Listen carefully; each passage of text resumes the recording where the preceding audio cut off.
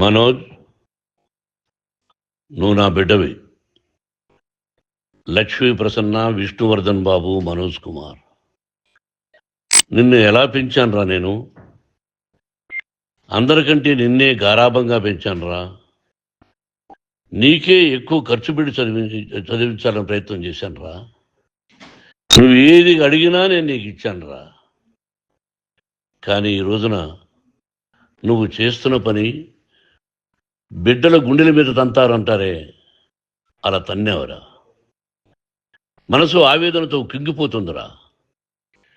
నేను మీ అమ్మ ఏడ్చుకుంటున్నావురా. జర్నలిజం ఉన్నది లేనిది, లేనిది ఉన్నట్టు రాస్తున్నారా. నువ్వు నన్ను కొట్టడం ఏంట్రా? నా బిడ్డ నన్ను తాకలా. ఇద్దరం ఘర్షణ పడ్డాం కొన్ని కారణాల వల్ల. ప్రతి ఫ్యామిలీలోనూ ఉంటాయిరా ఇవి. లేనివాడు ఎవరైనా ఉంటే ప్రపంచంలో ఒకరున్నారేమో, 1% ఉంటుందేమో. అటువంటి వాళ్ళ ఇంటికి వెళ్ళి కాళ్ళు గడిగి నిద్ర పూసుకోవచ్చు. భారత భాగవత రామాయణాలు చూశావు కదరా. ఏమిటిది? మీ అమ్మాయి ఎంత కుమిలిపోతుంది ఈ రోజున హాస్పిటల్ చేరింది. నీ వల్ల హాస్పిటల్ చేరుతాను. చూడు మనోజ్, నీకన్నీ ఇచ్చినా ఈ రోజున నువ్వు నా గుండెల మీద తనడమే కాకుండా అపకీర్తి తీసుకొచ్చావు. ఏదేదో రాశావు, ఏదేదో చెప్తున్నావు. కొంతమంది జర్నలిస్టులు ఉన్నది లేనిది, లేనిది ఉన్నట్టు రాసేవాళ్ళ తత్వం వాళ్ళకి. ఎందుకంటే టీఆర్పీ పెరగాలి. ఇది వాళ్ళ నైజం. మనం మార్చలేము. వాళ్ళందరి మీద మన కోర్టుకు వెళ్ళలేము. వాక్ స్వాతంత్రం అంటారు, ప్రజాస్వామ్యం అంటారు. ప్రజాస్వామ్యంలో కూడా కొన్ని హద్దులు ఉన్నాయి. ఇది నీకు తెలుసు అనుకున్నా. ఎంత మంచి నటుడివి నువ్వు. నీ భార్య మాటలు విని తాగుడికి అలవాటు పడిపోయావు. వింటున్నావా మనోజ్? ఎవరిని నమ్మాలో ఎవరిని నమ్మకూడదో పరిస్థితి తీసుకొచ్చావు. విద్యాలయాలు ఎంత గొప్పవిరా. మనం 25% కులమతాలకు అతీతంగా ఫ్రీ ఎడ్యుకేషన్ ఇస్తున్నాంరా. క్యాస్ట్ అనేది తీసేశాను రా 92లో ప్రాస్పెక్ట్స్లో. నువ్వు చదువుకున్నావురా. అక్కడ చదువుకున్న బిడ్డలు ఐఏఎస్, ఐపీఎస్ అయ్యారురా.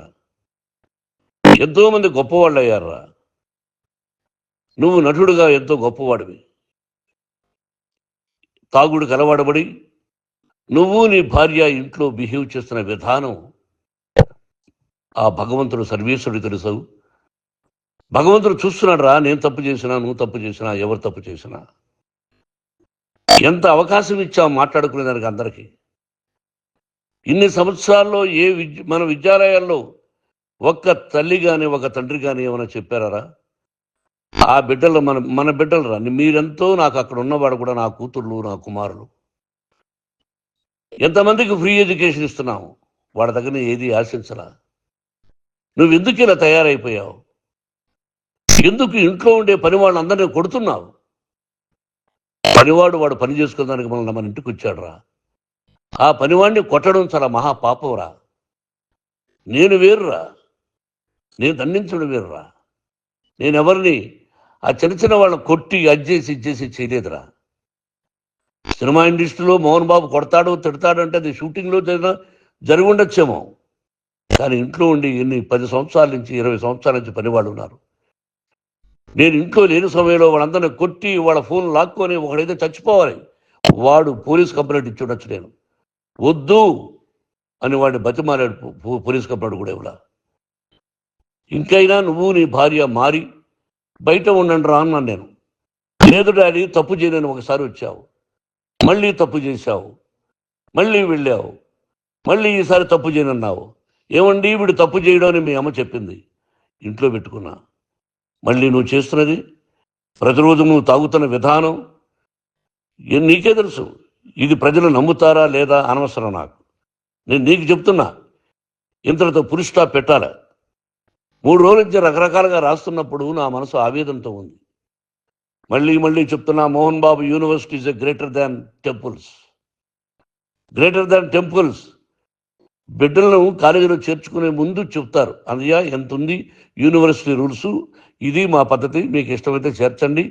గవర్నమెంట్ బిడ్డలను గవర్నమెంట్ ఏమిస్తుందో ఇంత పర్సంటేజీ వాళ్ళకు కూడా మీ దగ్గర ఎందుకు డబ్బు తీసుకుంటున్నామంటే దానికి అర్థం, పరమార్థం చెప్పాము. దొంగతనంగా తీసుకోలేదు, ప్రతి దానికి చెక్కులు ఉన్నాయి, అది అకౌంట్ ఉంది. దానిలో తప్పులు జరిగితే డిపార్ట్మెంట్ ఉంది. కాలేజీలో ఏదైనా తప్పు జరిగితే గవర్నమెంట్ ఉంది. ఇవన్నీ నీకు తెలుసు. ఈ రోజున ప్రపంచంలో నేను నెంబర్ 1గా చేయాలని మీ అన్న కష్టపడి ఇతర దేశాల్లో నెంబర్ 1 యూనివర్సిటీ టైఅప్ చేశాడు. ఈ రోజు నువ్వు చేసిన విధానం ఏమిటి? నువ్వే ఒకప్పుడు నాకు ఇవి ఏమొద్దు, నేను యాక్టింగ్ అన్నావు. ఈ రోజున ఏం చేస్తున్నావు? విద్యాలయాల మీద పడ్డావు. తల్లిదండ్రులు చాలా గొప్పవాళ్ళరా. కొంతమందికి డబ్బు కట్టలేకపోవచ్చు, కట్టని వాళ్ళకు కొంత సహాయం చేసాం. అంతా సహాయం చేయలేము. బ్యాంకుల్లో డబ్బు కట్టాలి, లెక్చరర్స్కి డబ్బులు ఇవ్వాలి, యూనివర్సిటీ బ్రహ్మాండంగా నడపాలంటే మంచి లెక్చరర్స్ కావాలి. ఇవన్నీ తెలిసి చేస్తున్నావురా 32-33 సంవత్సరాల నుంచి. అది పక్కన పెడితే అందరినీ కొట్టడానికి వస్తావు. మీ అన్నం తిడతావు. ఒక వ్యక్తి వినయ్ గారని ఆయన వ్యక్తి హెల్ప్ చేయడానికి వస్తే ఆ వినయ్ ఎవరు లజ్జాగుడికి చంపేస్తాను వాడు అన్నావు. ఇవన్నీ ఎంత తప్పురా? అంటే మీ నాన్నగారికి ఎవరు సహాయం చేయడానికి వస్తే వాళ్ళందరినీ లజ్జాగుడుకులు అంటావు, చంపేస్తానంటావు. మీ అన్నను చంపేస్తానన్నావు. చంపరా చూద్దాం మీ అన్న. నేనే అన్నా. తాకరా నీ ధైర్యం ఉంటే అన్నా. ఎంతమందిని చంపాలనుకుంటున్నావు? ఎంతమందిని చేయాలనుకుంటున్నావు? నువ్వు ఏం సాధించాలనుకుంటున్నావు? ఆలోచించుకో. ఈ ఇంట్లోకి అడుగు పెట్టడానికి నీకు అధికారం లేదు. ఇది నా కష్టార్జితం. మా నాన్నగారు 10 రూపాయలు 10 పైసలు కూడా ఇవ్వలేదురా. మంచి జన్మనిచ్చాడు మా నాన్నగారు. మద్రాసుకు వెళ్ళి వీధుల్లో అడుగు తిన్నాను రా. ఒక పూట కూడా భోజనం లేకుండా అడుగు తిన్నాను రా. న్యాయంగా మోహన్ బాబు తిడతాడు కొడతాడంటారు కానీ మోసగడనం లేదురా. నీట్ పార్లమెంటేరియన్గా బయట వచ్చాను రా. నువ్వు నా పరువు ప్రఖ్యాతులు మంట కలిపావు. ఏమిటి నేను చేసిన అన్యాయం? నీకు జన్మనిచ్చాను, అదా నేను చేసిన పాపం. అందుకే ఇది నా ఇల్లు అన్నావు. నువ్వు నీ ఇల్లు కాదు. నీ కష్టార్జితంతో నువ్వు సంపాదించుకున్న ఇల్లు నీది. ఇది నా డబ్బు, నా కష్టార్జితం. నా కష్టార్జితంలో నేను పిలిస్తేనే మీరు ఇంట్లోకి రావాలి. అటువంటిది పోగొట్టుకున్నావు నువ్వు. ఆస్తులు అంటావా? ముగ్గురికి సమానంగా రాయాలా లేదా అది నా ఇష్టం. ఆస్తులు ఇస్తానా, లేకపోతే గంగపాలు చేస్తానా, లేకపోతే ఎవరికైనా దానధర్మాలు చేస్తానా, అది నాకు సంబంధించిందిరా. నా కష్టార్జితం రా. మీరు చేస్తున్న విధానం గుణగణాలు కావాలరా. మందు తాగచ్చురా. ఎంత తాగాలి? నేను కూడా 1 or 2 పెగ్స్ తీసుకుంటా. ఇది తప్పు కాదు, జనానికి తెలియాలి. నా డబ్బు ఇది. ఏ తాగి ఎవరిని కొట్లా, తాగి నేను తింటున్నా. అది ప్రజలకు అక్కర్లా. నేను తప్పు చేస్తేనే ప్రజలకు కావాలా. ఇవన్నీ ఉన్నాయిరా. ఇవన్నీ తెలుసుకో. జర్నలిస్ట్ సోదరులారా, మీకు నా గతాన్ని తెలుసు, నా భవిష్యత్తు, నేను ఎక్కడి నుంచి వచ్చాను కూడా మీకు తెలుసు. ఈ రోజున మీరు రాస్తున్న విధానం, నా బిడ్డ నన్ను కొట్టాడన్నారు. ఎంత తప్పు!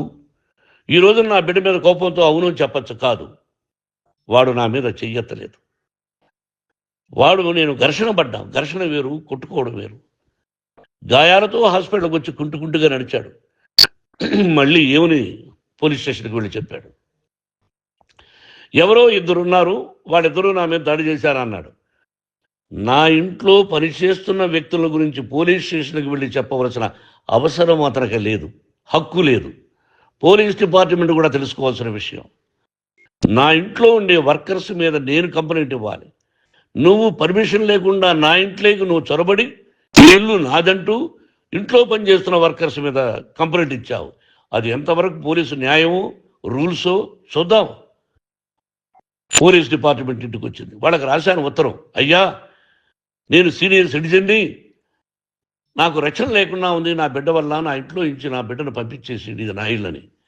వాళ్ళు నాకు సమాధానం ఇవ్వలేదు. ఇవ్వకపోగా ఎవరిని పట్టించుకోలేదు. ఇప్పుడు పోలీసు వాళ్ళు వచ్చి ఏమన్నా రూల్స్ ప్రకారం నా బిడ్డ ఇంటికి రాకూడదంటే మాకు హయ్యర్ డిపార్ట్మెంట్, హయ్యర్ అథారిటీ వాళ్ళు ఫోన్ చేశారు, మీరు ఎవరిని స్టాప్ చేయొద్దండి, బయట నుంచి ఎవరైనా వస్తే వాళ్ళని స్టాప్ చేయండి అన్నారు. 2 రోజుల నుంచి 10 మంది 20 మంది వస్తున్నారు.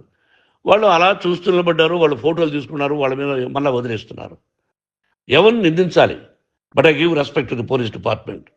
వాళ్ళకి ఎవరు ఏ అధికారి ఫోన్ చేశాడో, ఆ అధికారికి ఏ పొలిటీషియన్ చేశాడో అది వాళ్ళకే వదిలేస్తున్నా.